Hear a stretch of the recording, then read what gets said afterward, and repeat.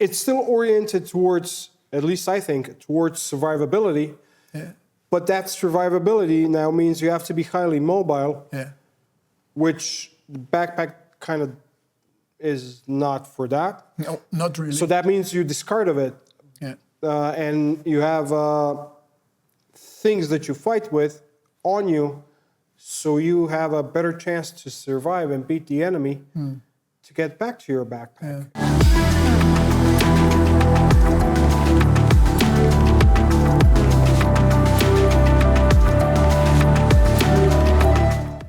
Hi guys, welcome to actually the second part of where we left you the last time, the cliffhanger. We didn't do that on purpose. We did that because I think what we would like to talk today with Darko, and by the way, Darko and I, but I guess you know us already, where we left you hanging the last time is so important. That issue is so important. February 2022, not just regarding how to pack my rucksack. I think what we experienced since last year, February, that is something which is going to have consequences not just for the people which are involved, but also it will have impacts, I think, regarding the whole military doctrine. It's, at least as far as I see it, what we experienced there is that the first time we experience a high-tech battlefield. A high-tech battlefield which, of course, the scenarios were always out there. People were thinking about it. Think tanks probably were doing researches in the hundreds or thousands. So we all knew that this would be coming, but how it eventually will really look like and what kind of impacts it will have, I think only now we are experiencing that, we see that, we observe that. And I think we are at a very similar point like Vietnam. The US military was going there with their Second World War doctrine. Their organization, their armor, whatever, their tactics, everything was still very much influenced on their experiences from the Second World War. And what we are experiencing now there in Ukraine, that is new. I mean, before... Brand new. Before there was Afghanistan, you were there, you know what that was.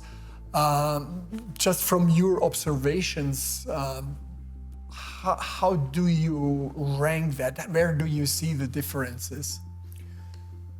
Well, hi everybody first. It's really great to be here, and this is probably a very, very talked about topic. Of course, information coming from there, we can only form our opinions. Researches and everything that we'll leave to the experts. But this is a very big game changer. Like you just said, up to now, everybody or doctrines were based on our, let's say, war on terror scenarios. But I do have to say that a lot of Western militaries caught that maybe mistake to be over-focused on war on terror, and started looking into what should we implement in our doctrines for the next war. Again, like an asymmetric war. So, and sadly, it never... What the thinking was, that you say, okay, well, you have the opponent, and that is hidden within the civilian population, just popping up, doing really bad stuff and really harmful stuff to our forces, and then disappearing within the civil population. Now it's different. So asymmetric war turned again towards a conventional war, a high-tech war, which is another dimension. So not just that it's conventional, but it's a high-tech battlefield. And what we can see right now is this will probably render quite a lot of doctrine changes and new things coming into into play or into real life. One of those is piggybacking of the previous conversation we had about how to pack your backpack. Yeah, exactly. Which is our topic, actually. Yeah. Sorry, No guys. issues, no issues. But it's because all the warfare, nobody was prepared or nobody had a clear vision, at least this is my opinion, of what the next war will look like. Now when we can see it, we see it that it's going totally in a different way that everybody was, let's say, predicting it's gonna go. We see a lot of fast movements, hit and run tactics, which are called in different names. We see an overwhelming use of artillery. We see drones. We see drones. We see a lot of things that are fast moving. And what is probably, let's say, pertains to our topic is if you check your YouTube channels and see the footage that it's posted there or any of the social medias, it doesn't care, doesn't have to be just YouTube, you will see soldiers from both sides not having any backpacks. Yeah. So that need for high mobility in the battlefield is overweighing the need, at least in my opinion, overweighing the need to be ready to be able to survive for a certain extent of time. Because in the battlefield like that, I mean, taking into account that in excess of 50,000 artillery rounds are being shot on a daily basis. 50,000. Yeah, so that's 50 and then 3 zeros. It's enormous. So your survivability there, I don't know, probably somebody calculated it. I have no idea what it is, but it's not that long. So in order to increase that survivability, what the 24-hour pack did is probably now on the side of mobility. So how to hit and how to get out of there, because you know that portion of artillery shells or rockets or whatever that's coming in indirect will come at you. Yeah. So you, one way or the other, or you take cover. But not just in half an hour. No. It will come in at you once they have detected you. And the time that they will detect you is I don't know, probably less than 5 minutes. If you're unlucky, Yeah. and the drone is already looking at you, Yeah. then you're already detected. Then you're already dead. Yeah, but Signal also, like- mobile telephones or things like that. I guess if you forget to, leave your mobile telephone at home, then that's a whole nother topic. That's Guys, suicide. Guys were having telephones with them and especially turned on. I mean, they can be turned off. They give out the signal anyways. That's a big no-no in this kind of fight. But yeah, this is what we're seeing. I mean, every footage that I look, or let's say 90% of the footages that I look into, nobody has a backpack. Yeah. Nobody's wearing anything else except their body armor, what they need on their body armor, and everything else is in their pockets. And when we're saying everything else, this is like bare minimum what they need, mostly to fight, secondarily to survive. So Water, First rations, and first aid kits and stuff like that. That looks probably- like this goes second. And the first, sorry to interrupt okay. you, but probably even rations. You say, well, will I take it with me? Because you're in civilization. You're not out in Afghanistan. You're in civilization. So worst case, I go to the neighbors and ask them for, I don't know, A goat. Yeah. Okay. Yeah, maybe not a goat, maybe a chicken. But Well, I was thinking of a piece of bread. Okay. I'm the modest guy here. well, I like my commodities, but Yeah. maybe, but this is what we're seeing. And I think this is going to change a lot of Western style doctrines. And it's going to bring a lot of changes in the militaries all across the world. And this is going to have a big influence on the previous topic that we were talking about and does it even make sense to have a 24-hour backpack with you? Yeah, question. I mean, that is also a question. I mean, nobody knows here where we are or where we are heading. But I guess that you guys, you have your own opinions about that, and we would really appreciate if you leave these in the comments, because that would be really interesting what you think about. Because again, like I said already in the last one, me as the guy who develops products, for me it is super important to know where we are heading at, because whatever we start to develop today will be out in the fields only in 2 years.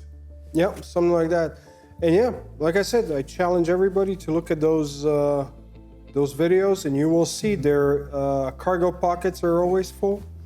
Their pouches on their plate carriers or armor, they have specific things that are focused on fighting, not on surviving. And at the same time, you have to, be, as slim-lined as possible, because you are sitting in vehicles, you are transported with vehicles, you are in tight spaces, and you are operating out of tight spaces. So not just the space in my potential backpack or pockets or wherever is limited. I mean, the space of the vehicle or whatever transports me to the spot where I then start my mission is very limited. It could be a Golf 5, which was just taken by the team, and that would actually be a luxury, because the APCs have even less space than. No, really, I'm talking about 10 people going in a Golf 5, But you're right. I mean, you're operating out of really limited space, and I mean, God help that you are getting caught when you're exiting that vehicle. That's the first thing, of course, and the first target for any infantry unit or any unit whatsoever is going to be that big vehicle. Yeah. If it is a Golf, okay, if it's the biggest vehicle in sight, it's going to get shot. If it's an APC, it's going to be the APC. So whatever you leave in there. So the luxury, like you mentioned, having your stuff or kit in the Humvee, out of discussion. You can leave it there, but you'll have to count on it. Don't count that that's going to be there in a couple of minutes. And that, taking this into an account, and what we're seeing right now, so soldiers going into villages, into their trenches and everything as light as possible, it just defeats that mentality that we had before in the war on terror, where it was a very good idea to have a 24-hour backpack with you to carry extra stuff. Here, there's a couple of videos that I saw with soldiers moving with their backpacks, really big ones, probably 80, 90 liters. They just get mowed down because they're so slow because of the backpacks. I don't know what they were doing. I don't know which side it is. I have no details. And it might be way behind the lines. Yeah, but the thing is, they were too slow to move what it looked like, because they were getting mowed down one after the other, and they just couldn't move faster. Because of all that heavy weight. Why didn't they discard their backpacks? I have no idea. We're not going to get into this surprise. Yeah.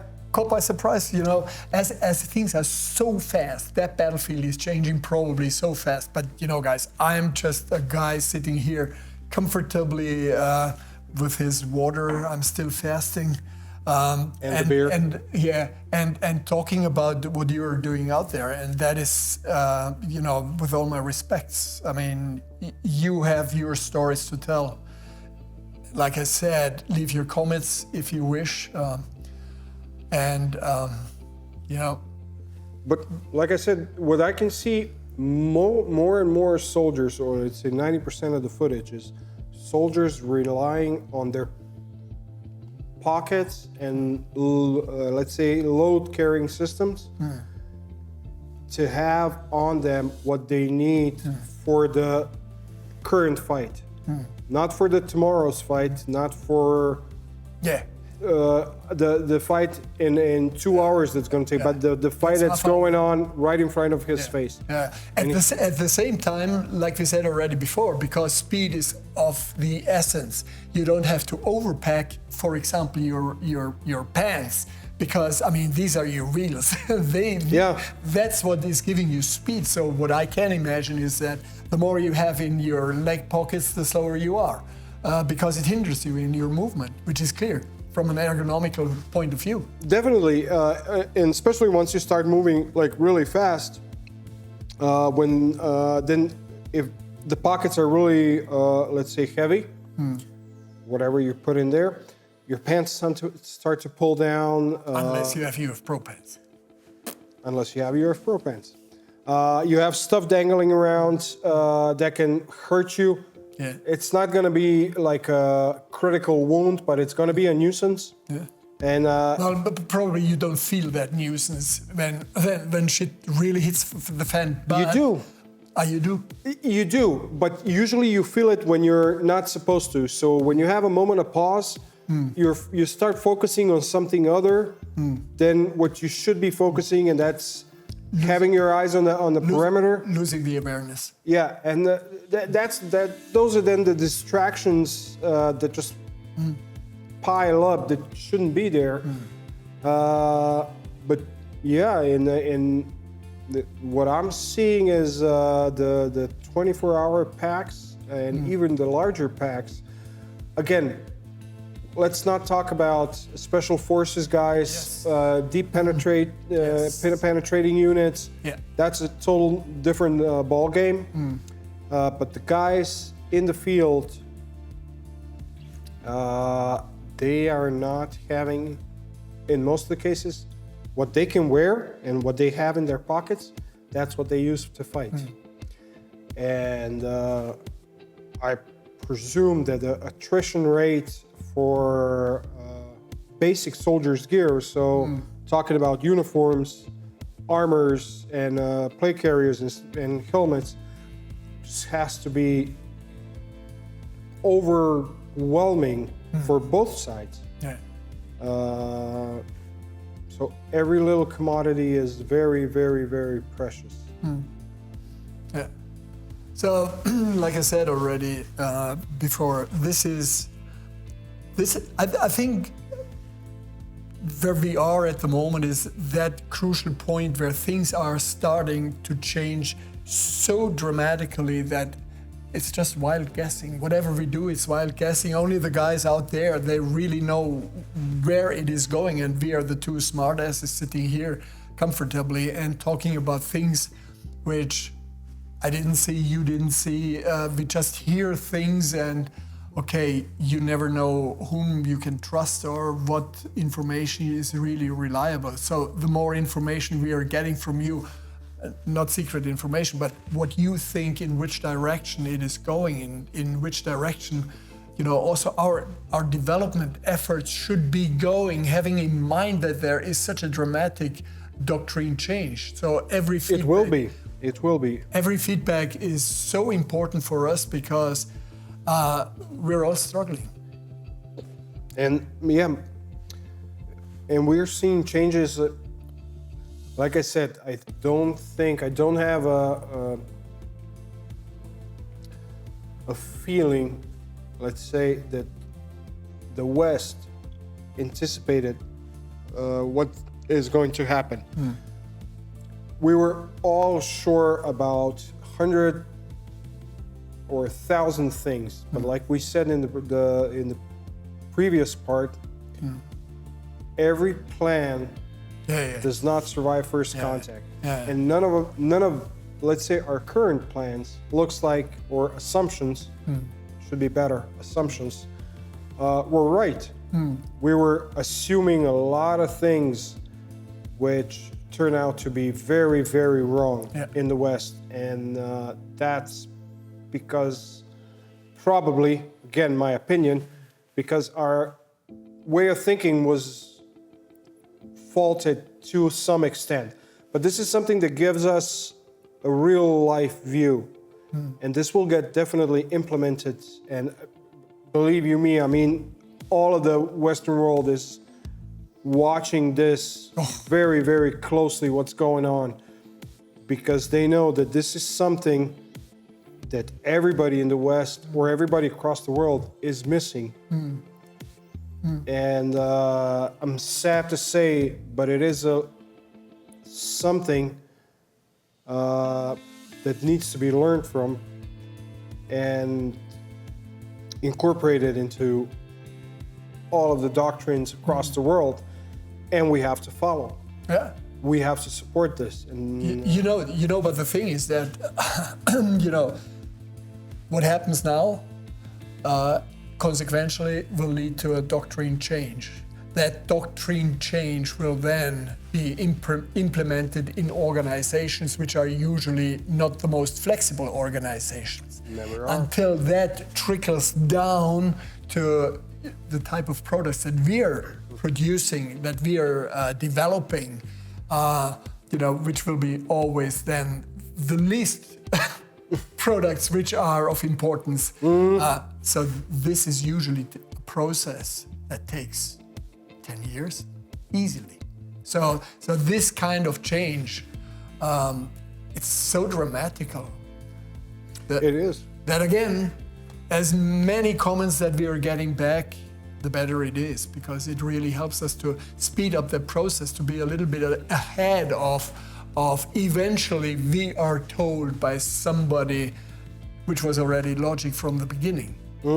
If you're looking carefully and with a smart brain at it. So It takes a lot of rewinding and paying attention to details. But I gotta say, like we said a little bit back, looks like our bailout pack is something that's more or less, I'm not gonna say forgotten, because I am 100% sure that all of those guys have a backpack somewhere back in the trenches or the secondary trenches or somewhere safe where they can come to it. But how is it packed and what's inside and what is the size of it? Because they know it's going to get left behind, and they know they can get to it if they survive. And they know they will not take it into the fight. It has to be, the composition has to be totally different and more oriented towards a lot of different things, because mission essential things looks like they go on the soldier by himself, not in the backpack anymore. And what you have in your pockets, what you have on your weapon, that's what you fight with. Nothing else, even if it goes into the night, hopefully they have MVGs somewhere handy and everything else. And it would be interesting to see, but this definitely, let's say, nullifies whatever we were talking before for the future. And this will totally change. But nevertheless, it will follow a couple of same logics. So that's exactly what I wanted to say. The basic logic is, of course, the same. It's just that you have to adapt it to this totally changed environment, this totally changed new high-tech battlefield. Yeah, it's still oriented towards, at least I think, towards survivability. But that survivability now means you have to be highly mobile, which the backpack kind of is not for that. No, not really. So that means you discard of it. And you have things that you fight with on you, so you have a better chance to survive and beat the enemy, to get back to your backpack and maybe have that, I don't know, that ration that you have in there or whatever. But it looks like in terms of that survivability, backpack has been discarded and is left somewhere else in order to increase the possibility of survivability in terms of mobility. That was too many E's. Definitely. I mean, it's like this. So the backpack will be still there in some shape or form, yeah. But it will be somewhere else. I mean, you wouldn't have it anymore where you would have had it before, like the Humvee or the whatever. You have it somewhere else stored, but you definitely wouldn't take it with you into the battle because you could be really sure that the vehicle that brought you there will not be there anymore when you're getting back. Well, at least my assumption. And I will be really surprised if the backpack manufacturers don't pick up off of that, because as the way I see it, most of the backpacks are being left in a different environment as before. So that means probably some design changes are going to be needed, because if you leave a backpack in a trench in Ukraine in the middle of winter, I don't know, maybe it's going to get wet. I have no idea. So is that cover that they offer, is that enough? In my experience, kind of no, because you don't have it on the back. And if it is something that I think they should pick up on and adjust it. But yeah, I think backpack will stay there. Its usage and its packing will drastically change for the military. But I don't think the mindset will change. I think this is the mindset that was set during we could probably say all of the wars from Second World War onwards, is to have something with you to increase your survivability. Sure, absolutely. I mean, will always be there, and I don't see this backpack, nothing else but this. Of course, a lot of various factors come in, but this is the main. I mean, I totally agree. The only difference is you're saying the backpack with the things that hold whatever it takes to survive. It's just that whatever it takes, that has changed dramatically. And where I can store it will probably change totally. Yeah, where it's going to be left. Yes. Like I said, you don't want to be taking it into the front lines, because you will have to move, you will have to be mobile quite a lot. And that thing is a hindrance. However small it is, it will be a hindrance. And I guess from our position here, we just can wish guys luck and that they stay safe as much as possible. And I see already a couple of conversations that we are going to have around, these new or these changes, these consequences which are coming out of these experiences on a high-tech battlefield. I see there already a couple of good conversations, and maybe we will succeed also to get, also people here that could discuss together with us their experiences in these changed scenarios, because I don't want to rely on what I see on media, let that be YouTube or whatever. No, definitely. We all know that this is another battlefield, which is social media. That's a battlefield which is going on as well. So, with a moment of pause. I guess for now, I think the only thing that we can say is everything is going to change, and the changes that we are going to see will be dramatically in which direction they will be going. We have a sense in which direction it is going, but we would be really thankful if you check in when we're having our next talk, because these things, like I said now already for the fifth or sixth time, these things are important, it's crucial, it's actually what all our development is about, that we take into consideration The small guy. the small guy who is out there, Yeah. who is actually risking his life. Yeah. And so therefore, for today, well, you can see that I'm a little bit depressed because of the things, but all we can say is that thanks for checking in. Stay safe. Stay safe, and looking forward to, maybe having a talk with you, and of course also your feedback. And see you at our next Beer 30. Bye, guys.